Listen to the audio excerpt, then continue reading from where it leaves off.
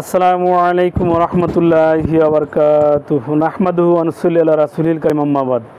Dear friends, আশা করি প্রত্যেকেই ভালো আছেন। আলহামদুলিল্লাহ, আমিও ভালো আছি। বন্ধুরা, স্বাস্থ্য বিষয়ক ইউটিউব চ্যানেল অল টাইম ওকেতে আপনাদেরকে স্বাগতম। সাথে আছে আমি হাকিম ইরশাদুল বারী। বন্ধুরা, বর্তমান এই সিজনে যে বিষয়টি খুবই গুরুত্বপূর্ণ এমন একটি বিষয় নিয়ে আলোচনা করব, আর তা হচ্ছে চুলকানি। বন্ধুরা, এই সিজনে স্কিন ডিজিজের ব্যাপকতা দেখা দিয়েছে। এর মধ্যে অন্যতম স্কিন ডিজিজ হচ্ছে স্ক্যাবিস। বন্ধুরা, এই স্ক্যাবিস নিয়ে খুব গভীরে আলোচনা করতে গেলে আপনাদের বুঝতেও কষ্ট হবে, ভিডিও লম্বা হয়ে যাবে। সরাসরি স্ক্যাবিসের লক্ষণ এবং চিকিৎসাটা বলে দিচ্ছি।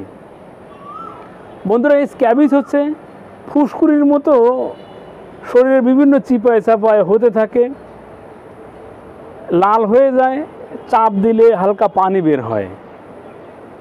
পুজ হয়ে গেলে সেটি রোগের অন্য একটি ধরন হয়ে যায়, তবে কখনো কখনো কারো কারো একটু পুজও হয়। সমস্ত শরীরে প্রচণ্ড রকম চুলকাতে থাকে।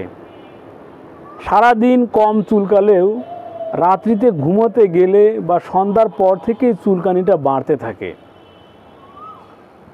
অসহনীয় চুলকানি।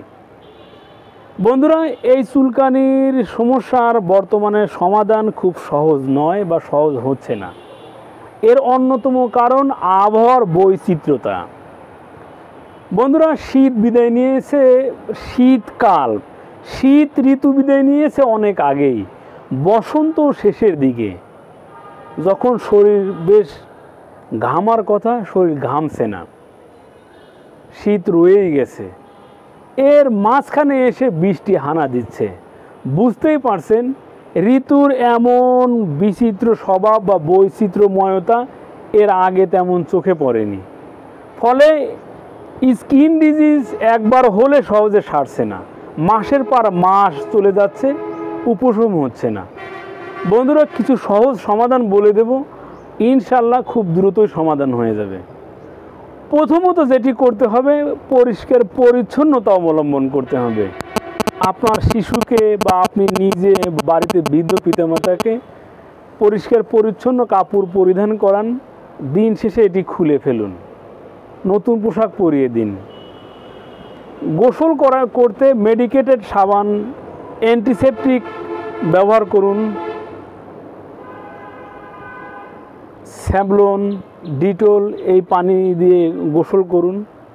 সবচেয়ে সহজ পাত্র সেটি হচ্ছে নিম পাতার গরম পানি, সেই সাথে অল্প পরিমাণ ফিটকিরি, অল্প পরিমাণ গন্ধক মিশিয়ে ফুটিয়ে নিয়ে পানি মিশিয়ে আপনি নিজে গোসল করুন। বাড়িতে বৃদ্ধ পিতামাতাকে গোসল করান, আপনার শিশুদেরকে গোসল করান।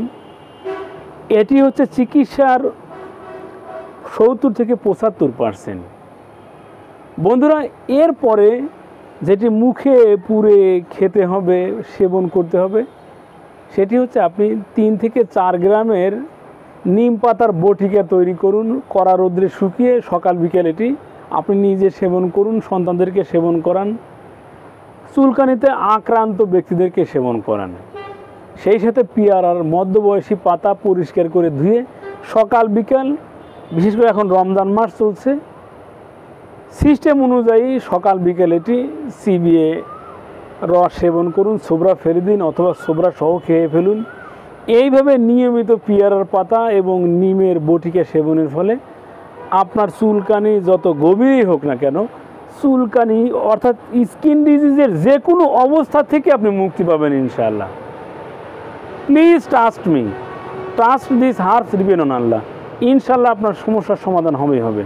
বন্ধুরা, এই ছিল আমাদের আজকের আলোচ্য বিষয়। ভিডিওটি ভালো লাগলে লাইক দিবেন, কমেন্ট করবেন, সাবস্ক্রাইব করে পাশেই থাকবেন। ধন্যবাদ।